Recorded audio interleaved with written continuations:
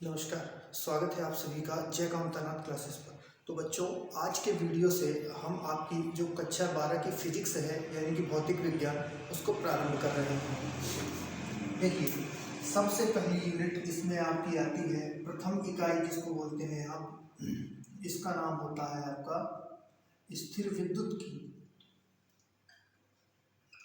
स्थिर विद्युत की। तो इस वीडियो से हम स्थिर विद्युत की को प्रारंभ करने वाले हैं, ठीक है ना। तो सबसे पहले हम समझते हैं स्थिर विद्युत की का अर्थ क्या होता है ना। तो स्थिर का मतलब क्या होता है भाई? रुका हुआ। स्थिर का अर्थ क्या होता है? रुका हुआ। और विद्युत का अर्थ होता है आवेश। विद्युत का अर्थ क्या होता है? आवेश। अच्छा, अब मैंने विद्युत को आवेश क्यों कहा है ये आपको इसी वीडियो में इसका आंसर लास्ट में मिल जाएगा, है ना। अभी आप इतना समझिए कि स्थिर विद्युत का मतलब क्या है? रुका हुआ आवेश। मतलब जब तक आप स्थिर विद्युत की पढ़ेंगे तब तक आपका आवेश रुका हुआ रहेगा, गति बिल्कुल भी नहीं करेगा, है ना। तो देखिए, स्थिर विद्युत की में आपके दो चैप्टर आते हैं। पहला चैप्टर है आपका विद्युत आवेश तथा विद्युत आवेश तथा क्षेत्र, पहला चैप्टर। दूसरा चैप्टर आता है आपका विभव, विभवांतर तथा संधारित्र, ये आपका दूसरा चैप्टर है। तो इस वीडियो से हम विद्युत आवेश तथा क्षेत्र वाले चैप्टर को स्टार्ट करेंगे, है ना। तो चैप्टर फर्स्ट आप डाल लेंगे विद्युत आवेश तथा क्षेत्र, और इसमें सबसे पहली हेडिंग आप लगा लेंगे विद्युत आवेश। विद्युत आवेश, अंग्रेजी में इसको कहा जाता है इलेक्ट्रिक चार्ज। चलिए, विद्युत आवेश को अब हम अच्छी तरीके से समझते हैं कि विद्युत आवेश होता क्या है ना। देखो बच्चों, इसको हम एक कहानी के माध्यम से समझेंगे, है ना। कहानी बहुत ही आसान होगी, बहुत ही इंटरेस्टिंग होगी बेटा, है ना। तो बात है बच्चों आज से करीबन 2500 वर्ष पहले की। 2500 वर्ष पहले की। 2500 वर्ष पहले एक यूनानी दार्शनिक हुए थे। यूनानी दार्शनिक हुए थे जिनका नाम था बच्चों थेल्स। क्या नाम था? थेल्स नाम था। यूनानी दार्शनिक हुए थे जिनका नाम क्या था? थेल्स नाम था। इन्होंने पता है क्या देखा? इन्होंने एक एक्सपेरिमेंट किया, एक प्रयोग किया। अब वह प्रयोग क्या था उसको हमको समझना है ना। तो इन्होंने एक अंबर नाम का पदार्थ लिया, है ना। जैसे हम मान लेते हैं कि हमारा ये मार्कर है ना, वैसे ही इन्होंने क्या किया, एक अंबर नाम का पदार्थ लिया और उसको इन्होंने ऊन से ऐसे रगड़ा। ऐसे ऊन से क्या किया इन्होंने? उसको ऐसे रगड़ा ऊन से, है ना। ऊन से रगड़ने के बाद, है ना, असली बात तो यही से शुरू होती है कि भाई ऊन से तो रगड़ दिया, ठीक है, उनको भी समझ में आ गया। लेकिन ऊन से रगड़ने के बाद हुआ क्या? ऊन से रगड़ने के बाद इन्होंने देखा कि जो अंबर है वो हल्की वस्तुओं को अपनी ओर खींचने लगा। हल्की वस्तुएं जैसे कागज के टुकड़े, है ना। जैसे हल्की वस्तु में क्या क्या आ जाता है? कागज के टुकड़े, कागज के टुकड़े, घास के तिनके, घास के तिनके, इन सभी को क्या करने लगा? वह अपनी ओर खींचने लगा, अपनी ओर अट्रैक्ट करने लगा। कौन? अंबर। कब अट्रैक्ट करने लगा? जब उसको ऊन के साथ में ऐसे रगड़ा गया, है ना। अब देखो भाई, मजे की बात तो ये रही कि करीबन 2000 वर्ष तक, 2000 वर्ष तक इस 2000 वर्ष तक इस बात पे किसी ने ध्यान ही नहीं दिया, है ना। इस बात पे 2000 वर्ष तक किसी ने गौर ही नहीं किया। फिर देखो बच्चों, बात आई सन 1600 ईस्वी में। 1600 ईस्वी में इंग्लैंड के वैज्ञानिक थे, इंग्लैंड के वैज्ञानिक थे जिनका नाम था डॉक्टर गिलबर्ट। इंग्लैंड के वैज्ञानिक जिनका नाम क्या था, डॉक्टर गिलबर्ट। अब डॉक्टर गिलबर्ट ने भी क्या किया, प्रयोग किए, एक्सपेरिमेंट किए, है ना। अब वो क्या एक्सपेरिमेंट किए ये हम आपको भी एक्सप्लेन करते हैं, ठीक है। तो गिलबर्ट ने क्या देखा कि अंबर के अलावा भी बहुत सारे पदार्थ थे, जैसे कांच ले लिया उन्होंने, गंधक ले लिया उन्होंने, लाख ले लिया उन्होंने, है ना, आबनूस ले लिया, आबनूस ले लिया, है ना। ये कुछ पदार्थ उन्होंने लिए, जैसे कांच ले लिया, गंधक ले लिया, लाख ले लिया और आबनूस ले लिया, है ना। ये सभी पदार्थ भी रगड़े जाने पर ऐसे, जैसे थेल्स ने अंबर को रगड़ा था, वैसे ही गिलबर्ट ने इन सभी को रगड़ करके प्रयोग करके देखा कि ये भी हल्की वस्तुओं को अपनी ओर क्या कर रहे हैं, खींच रहे हैं। ये भी हल्की वस्तुओं को अपनी ओर खींच रहे हैं, मतलब रगड़े जाने के कारण इनमें भी आकर्षित करने का गुण पाया जा रहा है ना। तो हम इस बात को लिख देते हैं, रगड़े जाने के कारण, रगड़े जाने के कारण ये हल्की वस्तुओं को आकर्षित करने लगे, है ना। ये हल्की वस्तुओं को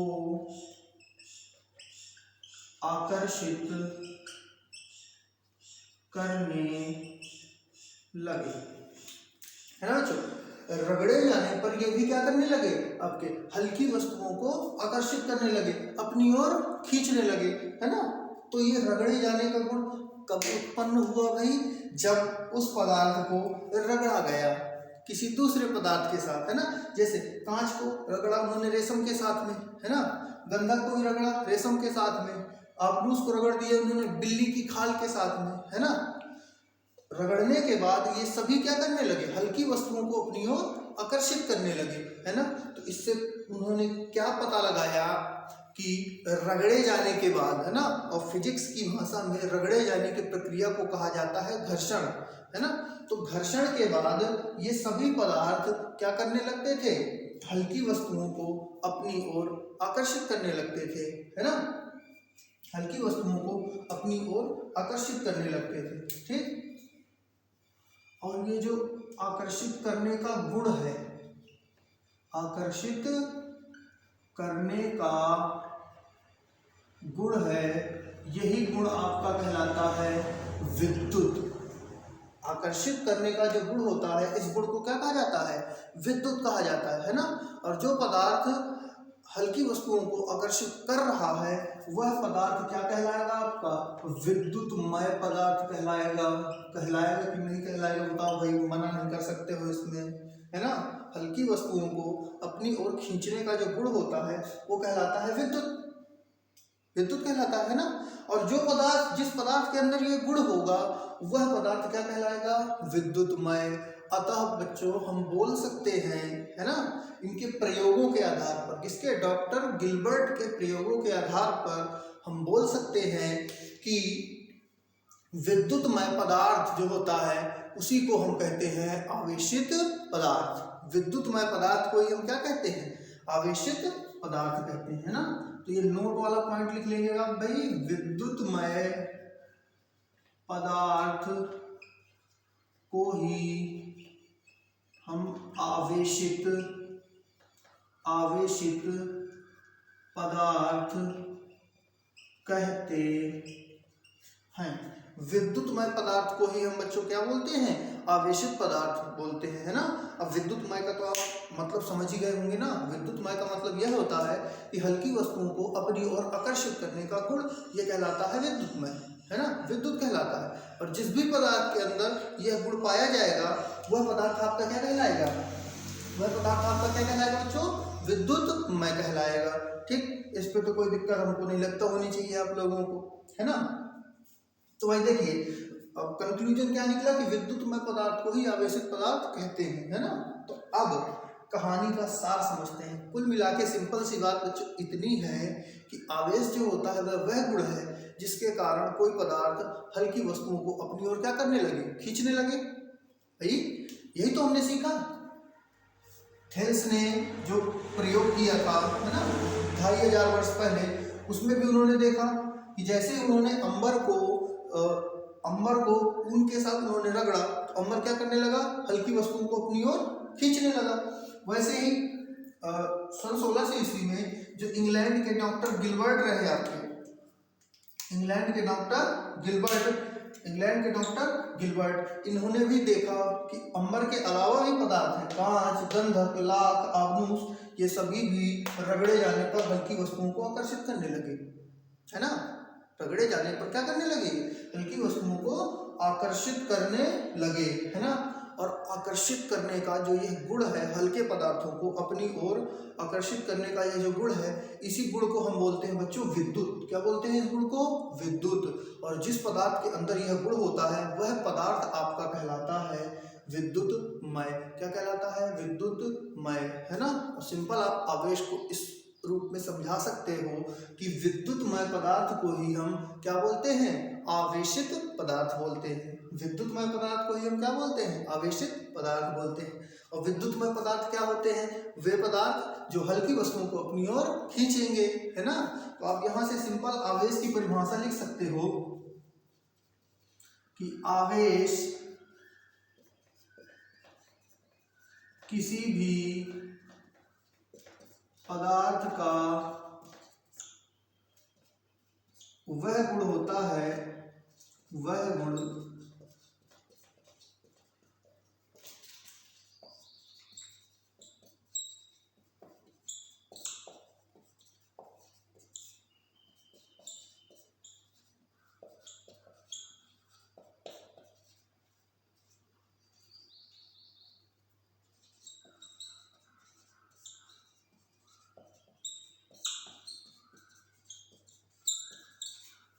हाँ। तो बच्चों आपके लिए इसकी डेफिनेशन हमने लिख दी है, देखिए अब इसको पढ़ते हैं यहाँ से, है ना।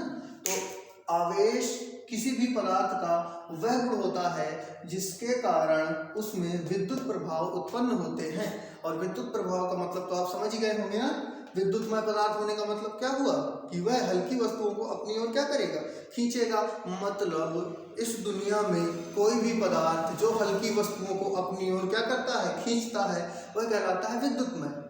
वह क्या कहलाता है, विद्युतमय कहलाता है। और दुनिया में कोई भी पदार्थ अगर विद्युतमय होगा मतलब उस पदार्थ ने आवेश ग्रहण कर लिया है।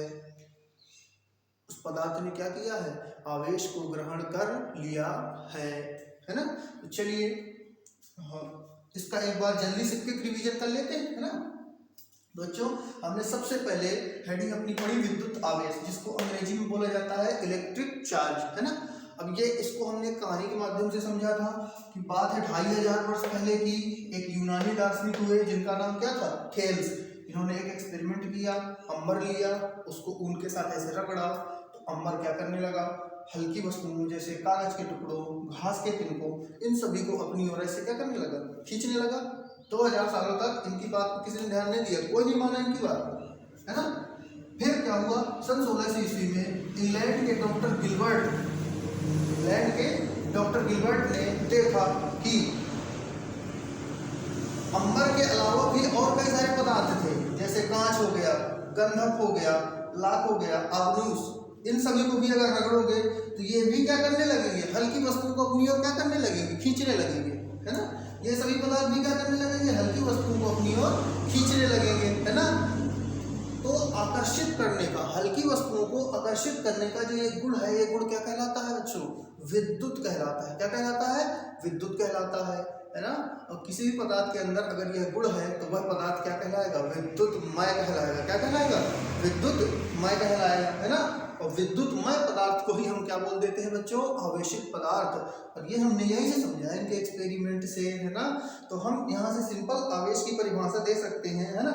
वैसे तो आप ये परिभाषा भी लिख सकते हो आवेश की, कोई दिक्कत नहीं है ना, या तो ये चाहे लिख दो, है ना, कि आवेश किसी भी पदार्थ का वह गुण होता है जिसके कारण उसमें विद्युत प्रभाव उत्पन्न होते हैं।